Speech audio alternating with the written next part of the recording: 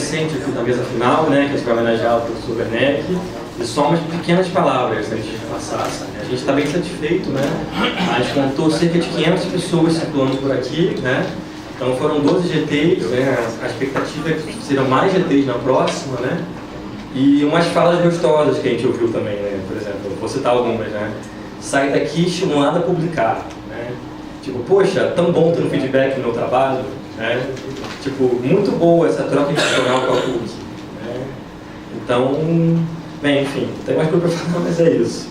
Vou passar a palavra aqui para o professor Ricardo Ismael, diretor do departamento, tá? E em seguida, ele passa a palavra. É bem rápido, é só para saudar aí, no nome de todos os colegas, certamente do programa de pós-graduação. Claro que houve um envolvimento maior dele, da Sônia, com reuniões, com a comissão organizadora, mas eu diria que todo o corpo docente da pós-graduação e também os professores do quadro complementar estão muito felizes. Certamente a iniciativa de vocês, que é pioneira, né, teve, acho que, alcançou resultados que acho que vocês imaginavam, e os nossos também, acho que até superou a expectativa, né? Trouxe aí muitas discussões, GTs certamente com temas muito relevantes. O Gustavo acabou de citar aqui a questão que se isso possa estimulá-los à publicação em periódicos. Certamente a questão da produção docente é um aspecto hoje importante. É diferente anos atrás, quando se fazia um concurso público, principalmente quando se pensa numa carreira universitária, a partir daquele momento é que se passava a publicar. Não, hoje você tem como requisito a questão da publicação já mesmo antes de prestar um concurso público. Mas, enfim, é uma noite de festa e não poderia haver melhor encerramento do que a gente está recebendo aqui, Werneck, Maria Alice, nessa mesa tão bacana, que certamente vai coroar agora esse grande evento que vocês promoveram. Parabéns a todos e certamente espero agora pelo próximo. Agora podem programar o próximo.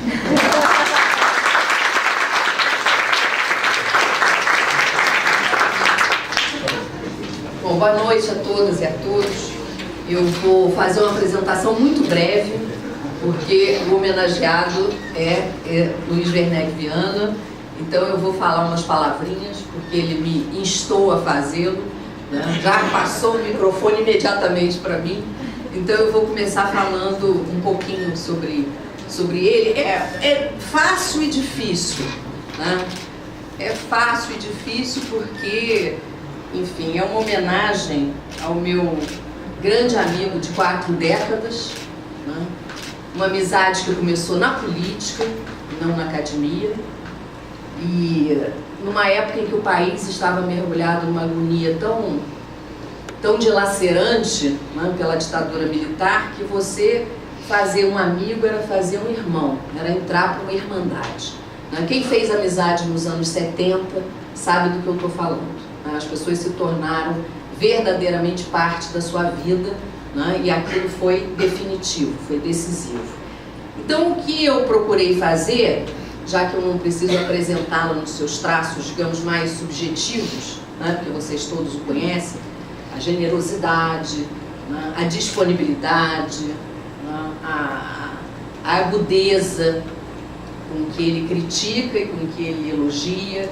Então o que eu fiz foi trazer 3 momentos da obra dele, que na verdade são 3 livros, 3 conjuntos de obras, que talvez vocês não tenham lido todos eles, e que eu acho que marcam uma trajetória que é ao mesmo tempo de elaboração intelectual e de resposta aos problemas que a vida brasileira vinha colocando. O primeiro livro é Liberalismo e Sindicato no Brasil, feito nos anos 70, que foi a tese de doutorado dele. O segundo livro é Revolução Passiva, Iberismo e Americanismo, já na transição 80-90. Esse livro, Iberismo e Americanismo, foi o prêmio Biblioteca Nacional, né, de melhor ensaio do ano em que ele foi publicado. E o terceiro livro é Democracia e os Três Poderes, que é uma coletânea em que ele escreve com Marcelo Burgos, um grande artigo nessa coletânea, mas que é também uma espécie de súmula de uma década de trabalhos, né, sobre o judiciário brasileiro, que ele coordenou, né, numa equipe em que trabalharam Marcelo Burgos, Manuel Palacios e eu. né? Então, o terceiro livro não é bem um livro, mas é um núcleo, né, de indagações e perguntas formuladas já no ano 2000. Né? Esse livro aqui, evidentemente, não entra na minha reflexão inicial, porque eu imagino que seja sobre os dias de hoje e os dilemas que nós estamos vivendo, que o Werneck falará. Mas, enfim, isso vai ser com ele ao final. Eu vou, então, falar qual é a pergunta que eu acho que estava na cabeça do Werneck quando ele começou a elaborar a sua tese de doutorado. Eu acho que a pergunta era mais ou menos assim: como entender que elites conservadoras sejam capazes de modernizar o país? Esse era um tema importantíssimo naquela época, né? Como é que elites conservadoras modernizam? Esse aparente paradoxo, eu acho que ele construiu a tese de doutorado. E foi uma construção que o pôs em contato com São Paulo e com o campo intelectual de São Paulo, que era radicalmente diferente do campo intelectual do Rio de Janeiro. Né? O campo intelectual de São Paulo tinha uma profunda relação com os movimentos sociais e com o movimento sindical, particularmente, mediado pela USP. Né? Então, a universidade ela tinha uma conversa com a vida brasileira, né? E eu acho que esse era um cenário, esse era um panorama distinto do que a gente conhecia aqui no Rio de Janeiro. Né? Eu acho que havia, naquela época, uma espécie de debate, né, que colocava para as agências de produção de conhecimento e de produção acadêmica, que eram muitas, né? Era a USP, mas também o SEBRAP, que havia sido fundado, o IDESP, né?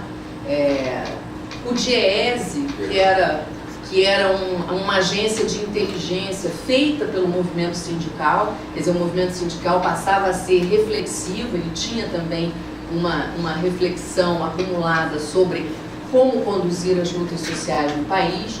Então, esse era, digamos, a trama de instituições, né, em que a inteligência operava. E eu acho que uma parte do debate que orientou o livro do Werneck foi uma polarização entre aqueles que consideravam o sindicalismo, naquela época, o sindicalismo tradicional, algo que não permitiria que o moderno nascesse no Brasil, né? E aqueles que achavam que a ordem competitiva, como dizia Florestan Fernandes, já estava fundada, era preciso apenas erodir as bases do autoritarismo. Na verdade, era saber se o moderno viria pela Revolução, né, ou se o moderno já estava na ordem moderna burguesa brasileira, com a ressalva de que era uma ordem absolutamente autoritária e que, portanto, precisava erodir as bases do autoritarismo. Né? A inspiração dessa tese do Werneck era primeiro o Lenin e depois o Gramsci. Né? A ideia de que, enfim, o Lenin, no prefácio à segunda edição do Desenvolvimento do Capitalismo na Rússia, que é um texto que eu acho que vocês deveriam ler, ele tem 3 ou 4 páginas no máximo, né? Ele diz o seguinte, que é importante que se pense que se o campo agrário, o mundo agrário, né, ele se democratiza, né, se há possibilidade de autonomização dos produtores em pequenos proprietários, você tem um tipo de modernização. Se você moderniza com bases fincadas no latifúndio, evidentemente que a legitimação do autoritarismo estaria ali, ela permaneceria. Né? Então, com esse simples introito a uma obra imensa, né, que corresponde à obra que Weber escreveu sobre a questão agrária na Alemanha, né, é mais ou menos no mesmo período, Lenin escreveu sobre a questão agrária russa. Né? Então, esses são textos que falam de um mundo que, na periferia da Europa Ocidental, está atravessando uma passagem para o moderno. Né? Será ele democrático, baseado na pequena propriedade, ou será ele ainda autoritário? Então, esses eram os temas que povoaram a vida do Werneck. Ele estava pessoalmente, né, muito fragilizado. Né? Vou ler aqui, e posso ler porque isso foi uma entrevista que ele já deu, né? E que ele diz assim: Quando eu saí da cadeia, em 1971, após 6 meses de reclusão, não tinha eira nem beira. Estava sem inscrição na universidade e forçosamente distanciado das ciências sociais. Um dia me ligaram de São Paulo e eu soube que o Carlos Estevão Martins, que eu conhecera no Centro Popular de Cultura, queria falar comigo. Resolvi procurá-lo. Fui a São Paulo, toquei a campainha e ele custou a atender. Minutos intermináveis, pois eu estava com muita vergonha de bater a porta dele. Quando já ia embora, Estevão veio à porta e me deu um abraço. Como é que tá? Eu disse, sem emprego. Foi muito diferente. A resposta foi direta. Como está? Sem emprego. Ele pegou o paletó e me levou à casa de Fernando Henrique Cardoso. Na mesma hora, Fernando disse que eu estava empregado, mas olhou uma segunda vez para mim, mais atentamente, e perguntou se eu queria uma coisa mais acadêmica. Respondi que sim, e ele me contou que o SEBRAP estava fazendo uma daquelas enciclopédias da editora Abril Cultural. Encorajou-me a procurar o Cândido Procópio, com quem acabei trabalhando na elaboração de fascículos de uma história da religião. Vocês vejam que a vida de um cientista social, a vida de um cientista social jovem é uma vida que põe, né, trabalho, risco e imaginação, né, coragem e imaginação. Eu trabalhei nessa enciclopédia entre 1972 e 73. Carlos Estevão então me apresentou ao Francisco Verfort. Em menos de 15 minutos, em um botequim de São Paulo, eu já estava aceito como doutorando da USP e já tinha uma bolsa da FAPESP. Fernando e Verfort são dessas pessoas de quem jamais me esquecerei. Fizeram isso por dezenas de pessoas, não foi só por mim. Sou um caso apenas, um exemplo da generosidade daqueles então jovens, muito jovens professores. O grupo de orientandos do Verfort instalou-se no SEBRAP, na mesma sala ficamos eu, Maria Hermínia, José Álvaro Moisés, etc., todos estudando sindicalismo.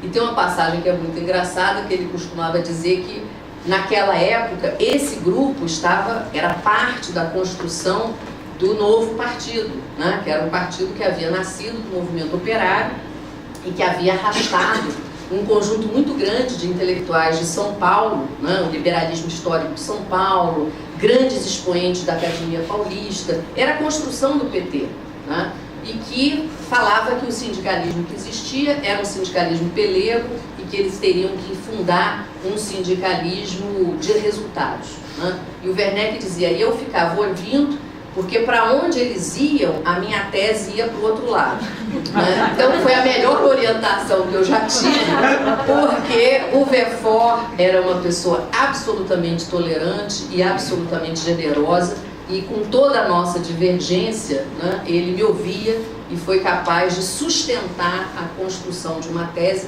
em condições precaríssimas.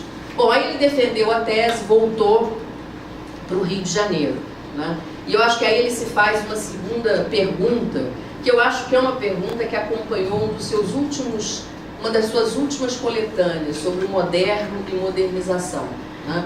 Porque o segundo livro, esse livro sobre iberismo e americanismo, né, sobre a revolução passiva, a pergunta que ele tenta responder é como se faz para que a mudança irrompa num cenário de modernização. Ou seja, a modernização não necessariamente traz o moderno, a modernização não necessariamente traz a mudança, né? Você pode ter uma modernização que reafirme o caráter autoritário da dominação, que não permita que a sociedade se autocomponha, se auto-organize, que tenha, enfim, autonomia, né? Então a ideia do moderno na obra do Werneck está associada à autonomia do mundo popular, autonomia das classes subalternas, autonomia sobretudo da classe operária, né? E esse foi um tema que ele discutiu no segundo livro. Esse segundo livro foi feito já no ambiente do IPERJ, né? E era um ambiente em tudo muito diferente do que ele viveu em São Paulo, né? Porque aqui o campo intelectual era um campo absolutamente associado há uma formação, né, profissional muito marcada no UPERJ pela presença dos parâmetros norte-americanos, né? Então era uma ciência social institucionalizada, com pouca respiração para a vida social, né? Eu me lembro que quando ele chegou no UPERJ, ele fundou um laboratório de apresentação de teses e trabalhos sobre classe popular e classe operária, né? E era ali que mais ou menos se levavam pessoas de outras instituições e que de alguma forma tinham liderança política para falar sobre as suas experiências, né? Mas de um modo geral, esse papel que a USP representou, né, na mediação do campo intelectual com os movimentos sociais, nos anos 80 você não encontrava no Rio de Janeiro, né? Eram dois mundos apartados. A vida intelectual do Rio de Janeiro não era sinônimo de vida universitária, né? A vida intelectual, enfim, andava também por caminhos que tinham a ver com a Academia Brasileira de Letras, Instituto dos Arquitetos do Brasil, a Academia, enfim, das Ciências, né? Ou seja, aqui tem um conjunto de agências intelectuais que não estão contidas na universidade, né? E esse era um mundo muito diferente. O mundo intelectual, o mundo universitário estava muito isolado, né? E foi aí que o Werneck começou a trabalhar com a ideia de Estado Novo. Não vou fazer todas as mediações, né, porque levaria muito tempo, mas a ideia de que, de alguma forma, o Estado Novo tinha, a despeito do seu autoritarismo e da sua, enfim, e da violência com que ele dominou a esfera política, né, ele tinha produzido algum tipo de sociabilidade, né, capaz de levar os interesses ao núcleo do Estado. Ou seja, pela institucionalidade corporativa, você amarrava interesses e política, né? E esse era o caminho que ele achou para discutir com Tocqueville, né? Vocês se lembram, devem se lembrar, né, que Tocqueville não faz uma distinção radical entre interesses e virtude, né? O mundo da virtude e o mundo dos interesses tem uma conversa, não é isso?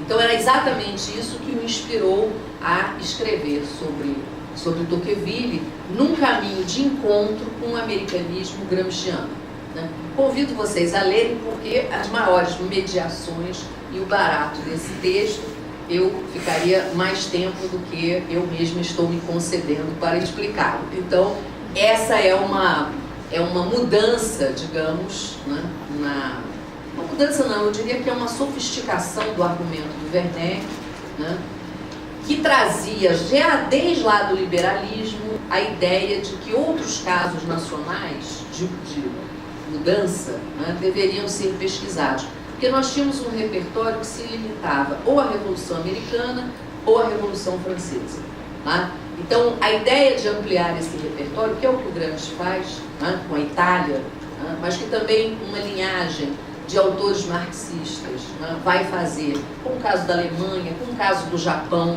né, ou seja, que são casos de modernização que não contemplam necessariamente a via revolucionária, a guerra civil, né? Então, essa era a nova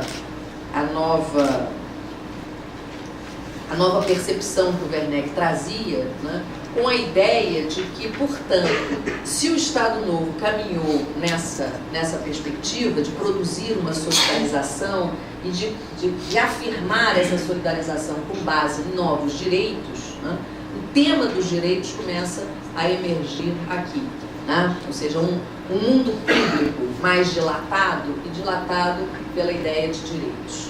E eu acho que esse é o conjunto de trabalhos, né, da última década, 2000 pelo menos, em que ele vai pensar a democracia brasileira levando em conta a importância do direito público, né? Essa é uma mudança, porque o direito, para nós, sempre foi estudado no ambiente privado, né? E a discussão sobre direito privado já era forte, mas o direito público é uma tradição da formação do Estado Imperial Brasileiro que nos serve, num contexto de democracia, para pensar exatamente essa dilatação autônoma e a presença das classes subalternas, né? Então, a entrada dos dos atores, né, sociais subalternizados no mundo dos direitos e das liberdades, né, foi o mote para a construção de vários trabalhos sobre o direito, né, e sobre a família, digamos, jurídica. Reparem que nós estamos falando de uma outra conjuntura, né? Nós estamos falando desses juízes que entendiam a sua ação no mundo público como portadores de direitos, né? Como alargadores da dimensão do público, né? Como prestadores de serviços para um conjunto de atores sociais que não tinham como se fazer representar na esfera pública se não fosse mediante a justiça. Tá? Então, esse é um cenário muito característico dos anos 2000, 2010, né? E que nos serviu de inspiração para a produção de Corpo e Alma da Magistratura Brasileira e a Judicialização da Política e das Relações Sociais no Brasil, que são dois livros que vêm no rastro dessa discussão sobre direito público, sobre a afirmação dos direitos e sobre a autonomização daqueles que não se faziam representar no espectro político nacional. Agora eu passo, então, a palavra para o Werneck. Chegou a tua hora, em algum momento você tem que falar. Eu só fiz uma apresentação para te dar os motes aí. E dizer que para mim é uma honra, uma alegria estar aqui apresentando essa pessoa tão especial para o Brasil e para mim. Desculpe.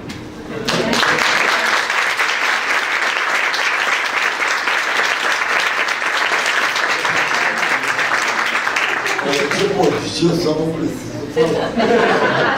Eu só registro o quanto eu estou sensibilizado por essa homenagem vinda de estudantes, alguns deles da graduação,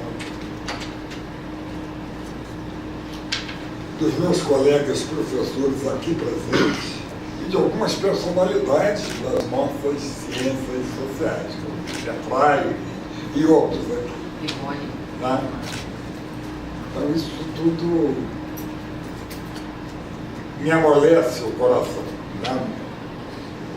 Então, com a autorização, a permissão do nosso decano, Roberto Amado, eu vou tecer alguns comentários. Né? Temo que demore um pouco. Vou fazer o possível para não demorar. Inclusive porque, depois de ouvir Maria Alice, não é mais o que fazer. Né? É fechar o caixão. Vou começar metaforicamente. Tá? Um aspecto geracional. Uma memória. Um professor de geografia do Colégio Pedro II, onde eu estudava, que levou a turma para uma incursão à Volta Redonda, para conhecer o aço. A turma toda foi. Chegamos lá, Volta Redonda novinha, né? Novinha, folha, né? Aquela cidade operária, as casinhas, tudo ordenado. E ele nos levou para dentro da fábrica. E no momento exato em que havia a conversão do aço, descia aquela coisa rubra, né? Um jato que se precipitava numa piscina, né? Para fazer o aço. E nós ali, eu me lembro da minha sensação, né? Era o coração do Brasil batendo na nossa frente. E ficamos todos emocionados com aquela coisa, especialmente eu, que vinha de uma leitura de Monteiro Lobato, né?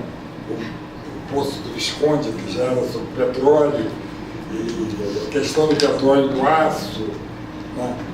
Eu era um Monteiro Lobato roxo. Quando ele morreu, eu tive a notícia no jornal, eu desatei a chorar como se fosse um parente meu. ainda era um adolescentezinho, né? Ainda nem tinha entrado, né? Rei nas suas medicinas, tinha ido já 5 vezes, enfim. Era um filho de Lobato. Havia os filhos de Lobato na minha geração. Eu conheci um rapaz que fez uma tese de doutorado, acho que premiada, cujo título é Os Filhos de Lobato. Ele se incluía nessa população.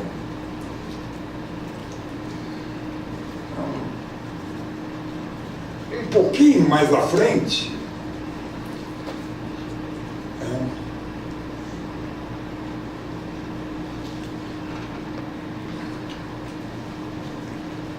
lá se vai o nosso Getúlio com um tiro no coração, né?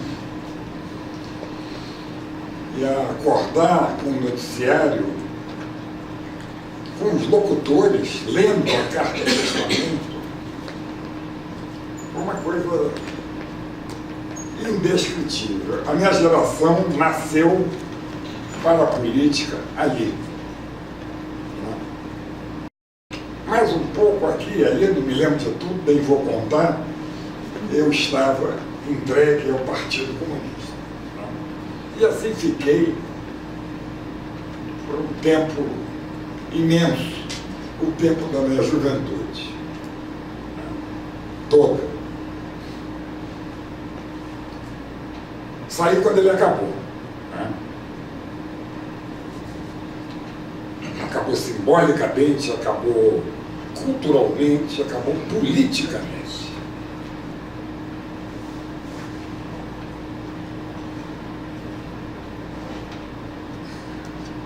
Qual é o diabo do tema aqui?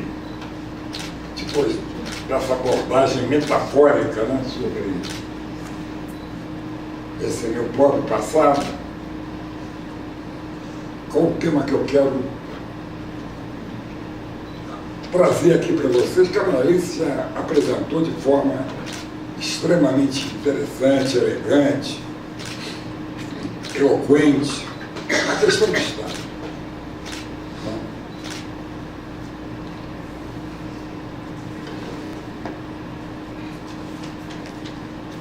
Nosso país nasceu dele, né? Uma filosofia política que foi o ensaio e erro se consolidar nas instituições, tal como Euclides da Cunha, um ensaio absolutamente magistral do Império República, acertou essa renovação. O Brasil tinha essa destinação. Nascia de uma filosofia política que ia procurar se realizar de cima para baixo.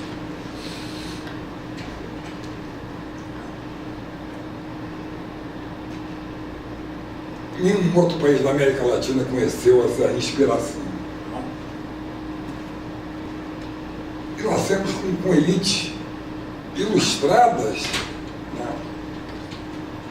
que tinham formação europeia forte, como Zé Bonifácio, por exemplo, né, e outros. Né. E a inspiração foi essa, é a Constituição de 1824 tem esse tema estampado. Né. Vamos correr atrás da civilização. Estamos aqui para isso. Né? Somos realizadores dessa ideia.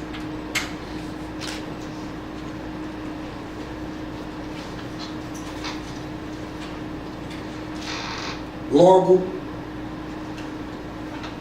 surge um tema que vai persistir por décadas, vai atravessar todo o Império e, pensando bem, nos chega até agora, que é da autonomia, perdão, é da centralização e da descentralização. E com essa questão que vocês estudam ciências sociais aqui conhecem, né? Dois grandes personagens avultam no Império, Visconde do Uruguai, Tavares Basto, cada um numa banda, a banda centralizadora do Visconde do Uruguai e a banda descentralizadora no Tavares Bastos. Tavares Bastos é um personagem interessantíssimo. Ele mocinho entre os colegas jovens que nem ele, o apelido dele era o Americanista. Ele tinha, inclusive, uma formação meio protestante, né? Ele, na questão da religião, ele tinha uma posição muito aberta. Nessa época intervinha no tema da imigração, porque havia uma interdição para que a imigração fosse defendida, né, da penetração do elemento protestante aqui.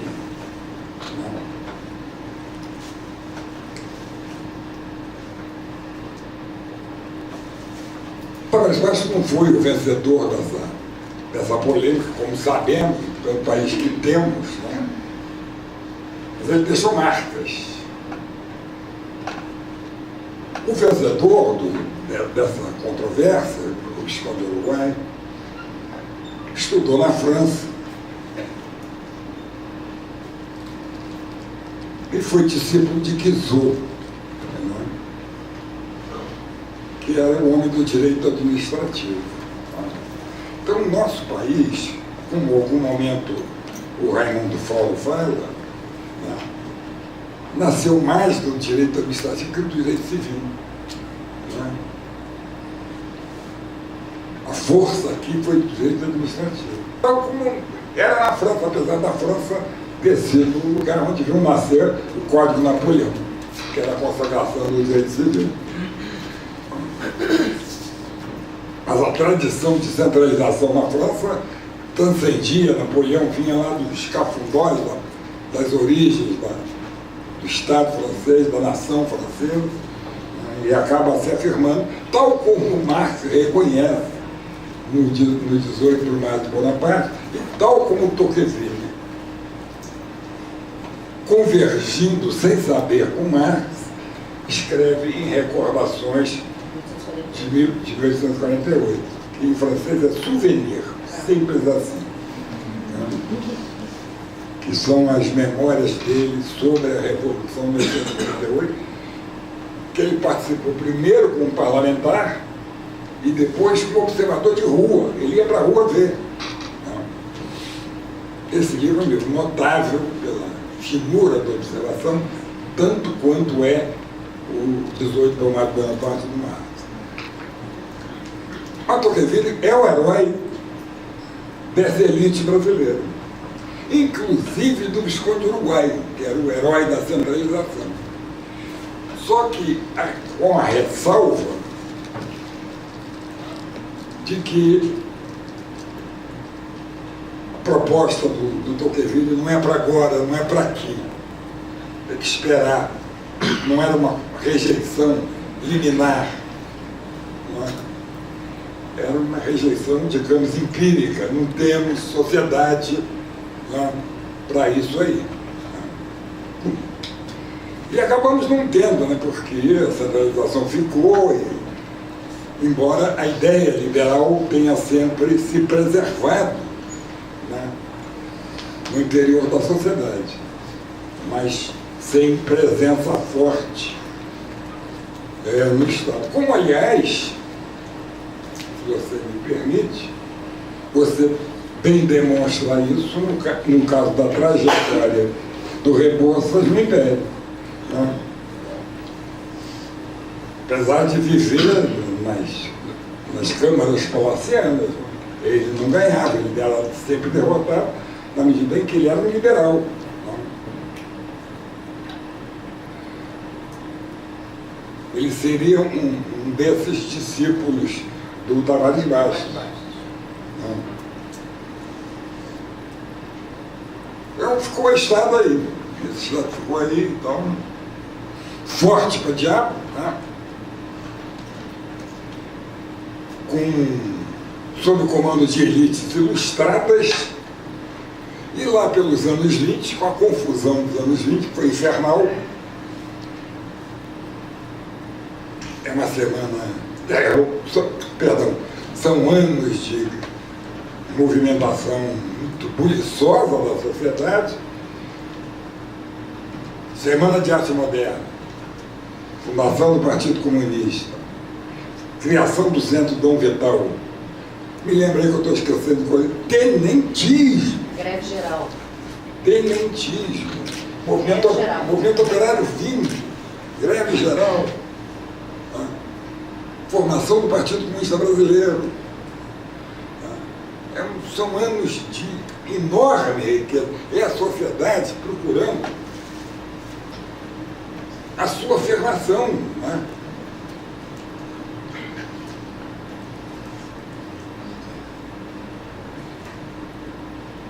Há trabalhos, vários, muitos vocês já devem conhecer, estou me referindo aqui aos estudantes, não? Vários sobre isso e muito interessantes, sobre vários ângulos. Eu vou me referir apenas à bibliografia que diz respeito ao Partido Comunista. Aqui vários colegas dedicaram trabalhos, né, sobre o que seria a trajetória do marxismo, do comunismo no Brasil, se homens como Astrologio Pereira e outros tivessem conseguido fazer uma trajetória afirmativa aqui. Não foram. Né? Foram sucedidos por lideranças vindas do meio militar, Prestes e outros, de formação positivista, de uma cultura estatista, que deram continuidade a essa presença do Estado como lugar central, lugar axial na formação da nossa sociedade.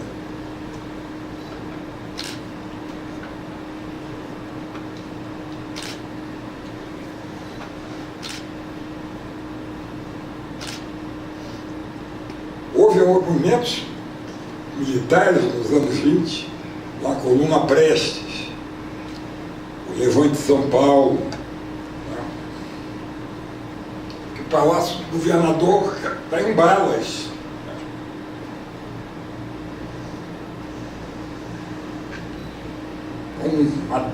Uma década braba.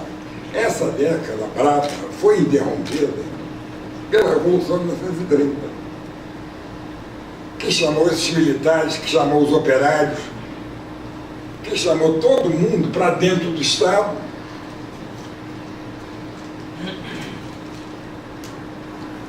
no sentido de fixar um projeto de modernização que eu fui conhecer um pouquinho mais à frente, quando levado pelo professor de Geografia em Volta Redonda, eu vi o diabo da usina do Aço. Então vocês têm uma linhagem de intelectuais, de Oliveira Viana, Alberto Torres, bom, meu Deus, dos outros, mais gente, me ajuda aí. Azevedo Amaral. Hein? Azevedo Amaral. Quem? Azevedo Amaral. E um outro, alagoano. Bom, enfim, nem o projeto de levar a sociedade pelo Estado. E no Oliveira Viana já pelo caminho das corporações, que vai se impor com Vargas. Vargas era um leitor de Oliveira Viana. Vargas era um intelectual muito sofisticado.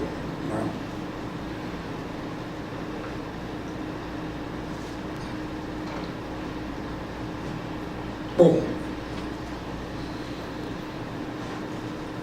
o Estado robusteceu-se de alto a baixo e ficou.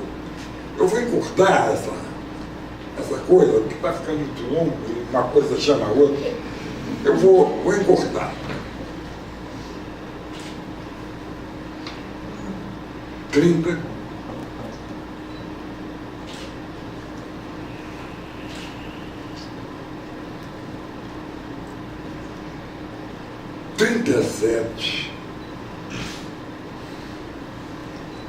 em que esse processo de modernização autoritária por cima encontra a sua forma canônica.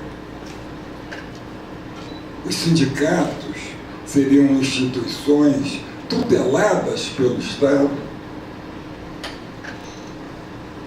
Nesse sentido, o movimento operário que vinha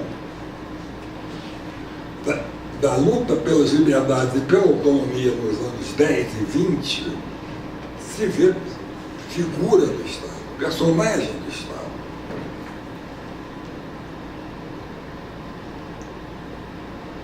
Sem liberdade de movimento, sob tutela. Né?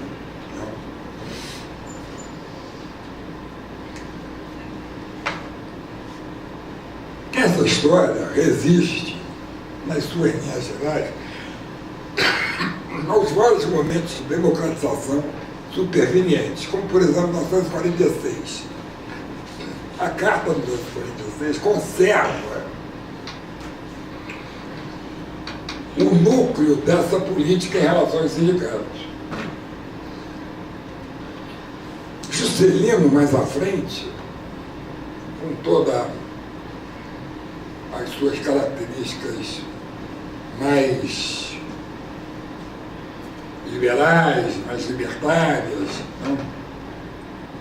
Do ponto de vista institucional, ele continuou prisioneiro dessa malha. Não houve alteração na legislação sindical.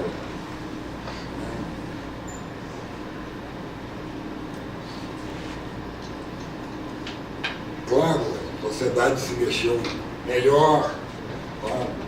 Juscelino tinha uma visão de estadista, né?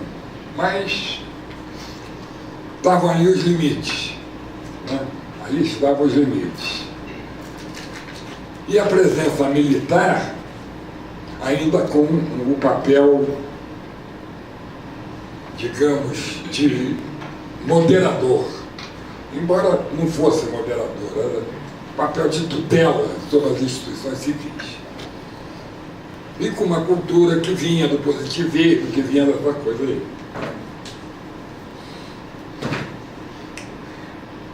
Vamos dar uns saltos mortais aqui, vamos chegar no Lula e no PT. Que é o que vocês querem.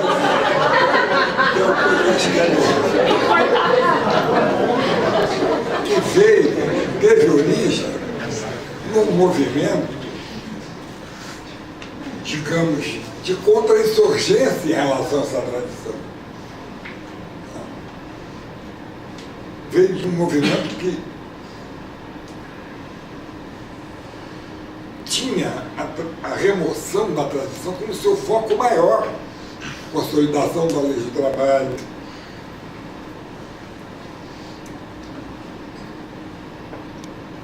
Dizia-se até, eu ouvi isso, né, com esses ouvidos que a terra é um pismê, né? Eu estava ao lado dele numa mesa de debate, que o AI-5 dos trabalhadores era a CLT. Né? Viu, Theo? Eu estava ao lado dele. Eu não pude deixar de objetar que o AI-5 dos trabalhadores era o AI-5.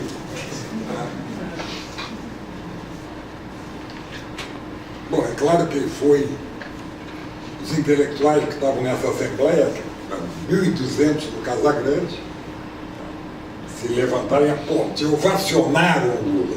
Né? Já eram os filhotes do Bolsonaro que estavam ali.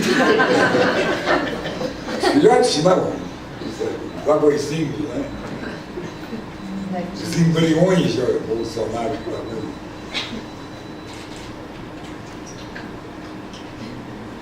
Que Deus o tenha, não, que se tenha bons cuidados e volte para a vida e perca as eleições. Né?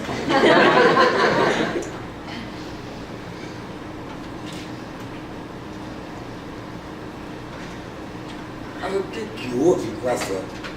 Olha aqui, os intelectuais que acorreram em massa para o PT.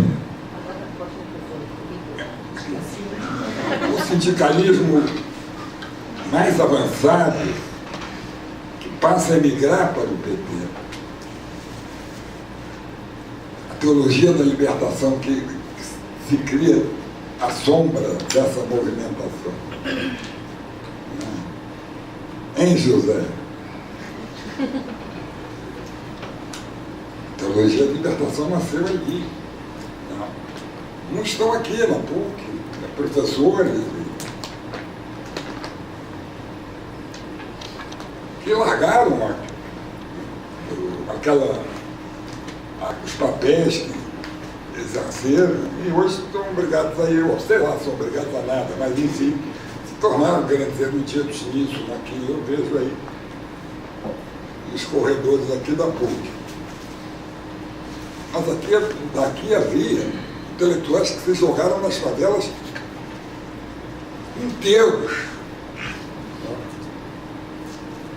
Ontem mesmo cruzei com uma grande teóloga dessas aí, que foi uma campeã desse movimento da libertação, e agora é uma hermeneuta de textos bíblicos, não sei o quê. Com muito êxito, diga-se de passagem.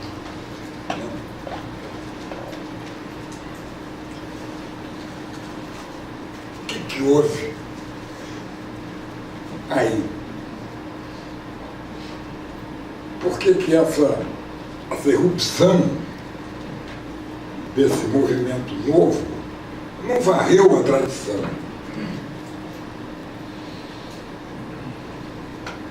O que ocorreu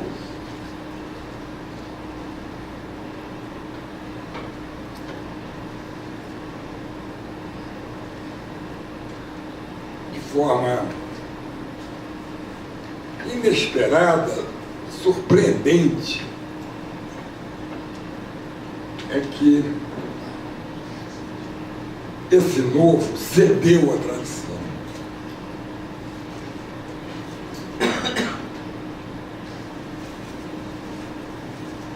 Eu estou querendo sustentar que o novo poderia ganhar da tradição? Não. Não tinha força ainda para isso. Mas podia continuar como um veio forte se infiltrando nas bases da sociedade, suportando que as novas gerações encontrassem um lugar afirmativo para pensar, e não fossem obrigadas a cambalhotas hermenêuticas que justificassem essa ligação com o atraso, com a tradição.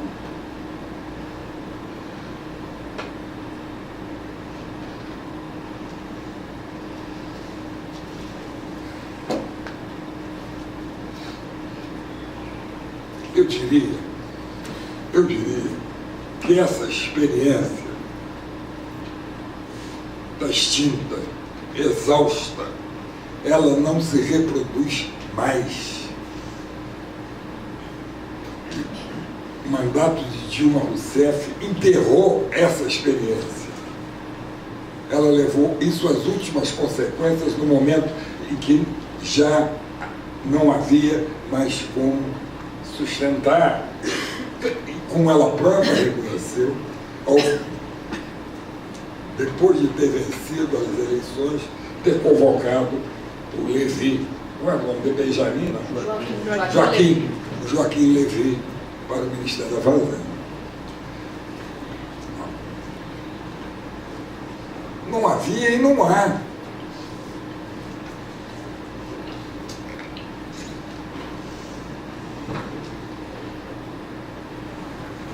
Terminando, ou preparando o fim. Também não posso cair de cabeça. Tem que ter um paraquedas aqui. E desligando a gente.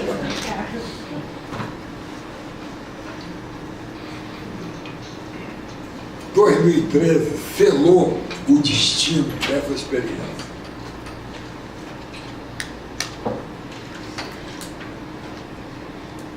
Que a esquerda aderiu ao Estado como lugar de formação central da vida. O Partido Comunista, inclusive nos anos 50, 60, né?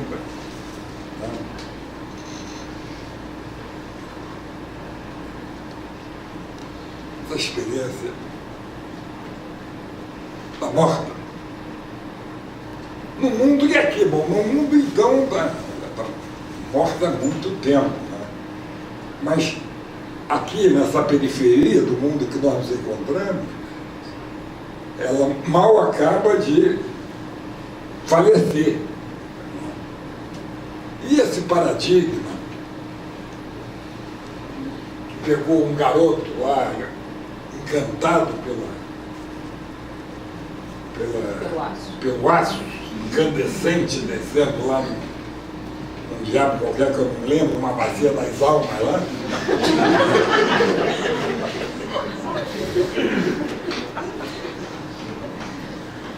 Isso não existe mais. Então, esse paradigma formou gerações.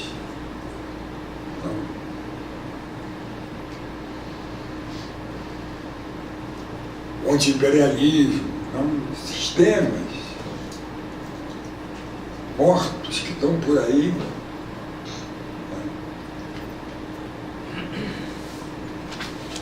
Como no meio desse vazio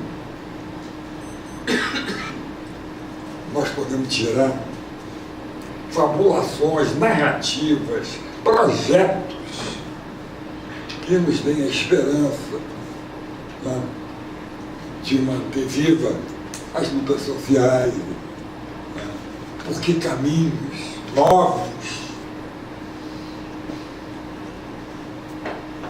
Algo disso apareceu em 2013 de forma fantasmagórica, assim, uma promessa não cumprida, mas presente na vida. Está aí. Os jovens dizendo que isso não nos representa, queremos uma coisa nova, queremos um outro Estado, queremos participar do novo Estado. Essa foi a ideia mãe de 2013, que ninguém soube interpretar. Quer dizer, não é que ninguém, a política não soube interpretar. Mas ela está viva, rolando por aí, à espera de quem recolha essa inspiração tão importante, né? Então, onde, especialmente os jovens, mas também nós, eu também, né, aos 900 anos, onde nós podemos tirar uma razão para viver, né? Onde encontrar uma motivação forte. A esperança é possível. É isso que nós temos que dizer. Temos que procurar esses caminhos puxando pelos próprios cabelos. E nesse sentido, nós, os intelectuais, poderia até dizer com uma certa arrogância, que não é meu caso, não é minha praia, os cientistas sociais. É a tarefa deles, nossa, especialmente de vocês que estão chegando no mundo.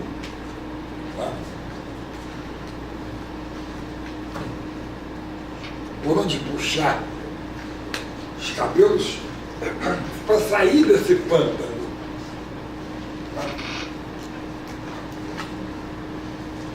Nós, desde a origem, nós nascemos no Ocidente. Desde Bonifácio, da família imperial,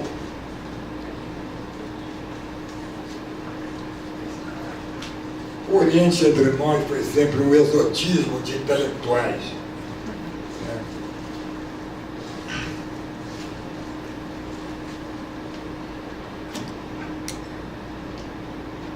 Vamos embora, vamos buscar o caminho.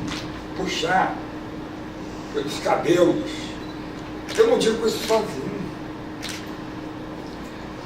Talvez o maior filósofo do nosso tempo, um texto que acabamos de ver aí no curso da pós-graduação, Diagnóstico do Nosso Tempo, Habermas, faz também a mesma conclamação. Nós temos que extrair da nossa vida, dessa vida que é estar, prosaica, vagabunda, perdida, nós temos que extrair daí uma nova normatividade. Ele está falando de coisas mais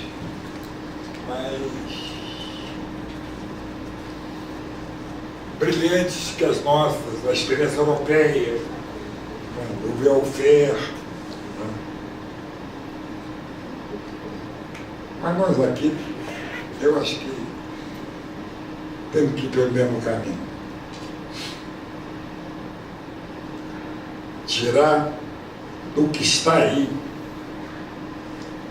da miséria que nós nos deixamos ficar, um caminho para o futuro. Olha aqui, eu agradeço muito essa homenagem e registro um momento importante na minha vida. Tchau.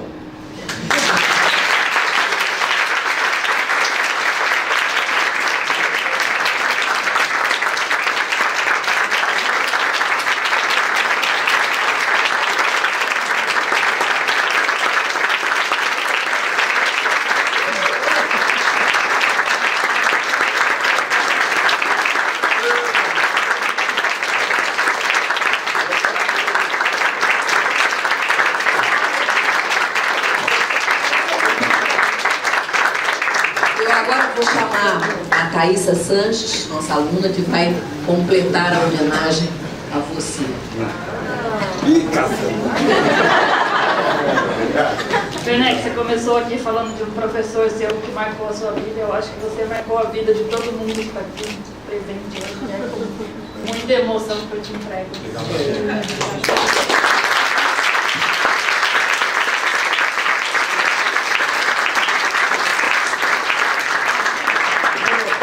Da minha sala,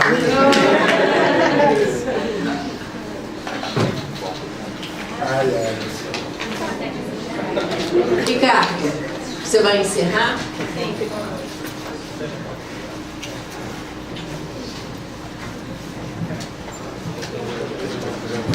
Bom, eu acho que, tocado aí pela emoção desse momento, certamente, acho que a mensagem final do Werneck é uma mensagem de esperança e de conclamação, né? Vocês, evidentemente, todos nós aqui, mas sobretudo vocês que organizaram essa jornada decente, que mobilizaram aí já há algum tempo para a organização dos GTs, para que os GTs normalmente fossem bem-sucedidos, inclusive incorporando colegas de outras universidades, trabalhos de outras instituições, que procurassem, portanto, um diálogo extramuros da PUC, e que certamente sempre procurando também trazer temas que são temas que fazem parte, certamente, de outras gerações, ou seja, há continuidades, e apontando para novos desafios intelectuais que marcam o departamento e marcam a geração de vocês. Eu quero agradecer, eu acho que há uma felicidade daqui nossa, o reconhecimento do trabalho, o reconhecimento da organização que vocês promoveram, e certamente acho que hoje a gente fecha com chave de ouro esse momento, e que certamente a partir de agora a gente vai poder renovar a energia do departamento. Isso é que é importante, vai dar a gente mais garra ainda para tentar fazer uma bela pós-graduação junto com você. Muito obrigado.